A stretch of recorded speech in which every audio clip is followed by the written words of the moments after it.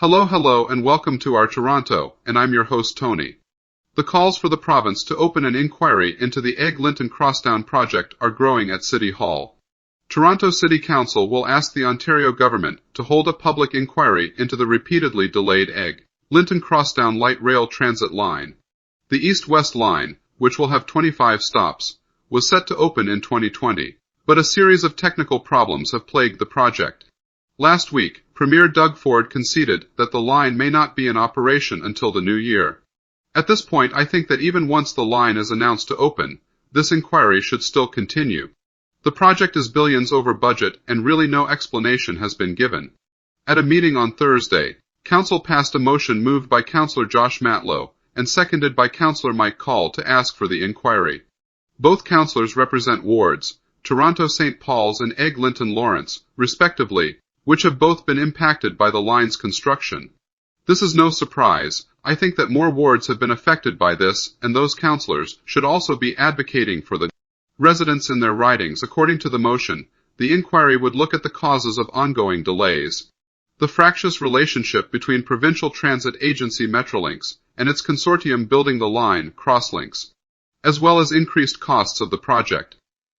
Council decided it will also formally ask Ontario Transportation Minister Prabmeet Sarkaria and Metrolinx CEO Phil Verster to make a presentation to the Mayor's Executive Committee at its November or December meeting. There, Sarkaria and Verster will be asked questions about the current status of the line. These will include things like the reasons for the delays, its expected completion date, estimated additional costs, and whether additional support will be provided to affected residents and businesses. But I think that we are going around in circles with these people at this point. We are just going to be getting the same answers as always. Matlow said the aim of the inquiry is not only to get answers, but also to ensure that Metrolinx learns from errors it has made with the Eglinton Crosstown so that it doesn't repeat those mistakes with other transit projects, including the Ontario Line and Scarborough Subway extension. I completely agree. It's not just about this one time. Call has said the project has caused local businesses to close and traffic chaos because quiet midtown neighborhoods were flooded with vehicles trying to bypass construction. Even with those impacts, the city has still struggled to understand why the line has yet to be completed, he has said. Councillor Jennifer McElvey, who represents Scarborough Rouge Park, said she supports the call for a public inquiry because she believes transit needs to be built efficiently in Toronto. Now, I need to admit that I'm fortunate that I have personally not been affected by either LRT not being opened. But I know from many people on this channel through the comments that there is plenty of justified frustration due to these lines not being finished. I have always said that the government owes it to the tax-paying public to be transparent about what is really going on.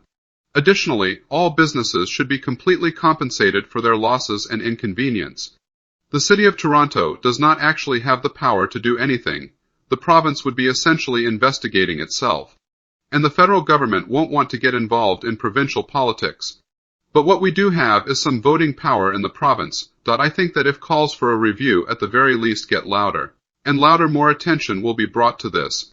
The provincial government wants to avert attention away from this in the hopes that we will forget, but I think that this is very important. This is exactly the time to get in touch with your local councillor. Let them know that you want them to support the public inquiry into what is really going on with the Eglinton LRT. I don't see why they wouldn't. It's pretty low-hanging political fruit. I know I will be covering this eagerly to see what is going to happen. I think that if there is enough support at City Hall for a public inquiry, that it might just happen. Let's just hope that what happens is not that Doug Ford decides to fire the other half of the City Council. Let's hope that what happens instead is that the opposition latches onto this and sees this as an opportunity to score some political points. But our provincial opposition has been very quiet, very much in contrast to politics at the federal level. I think that until that happens, Doug Ford will be the one destroying us while casually eating an apple. I hope that you liked the video. If so, please give it a like. If you're not subscribed and want to be notified of new videos that are released, please click on the Art Toronto button here. This is the video that I would recommend for you to watch next, and I'm sure that you're going to love it. Here's the playlist for all of the latest in transit news and views that you're going to find very informative and interesting. And finally, here is the latest video. Thanks for watching and happy transiting.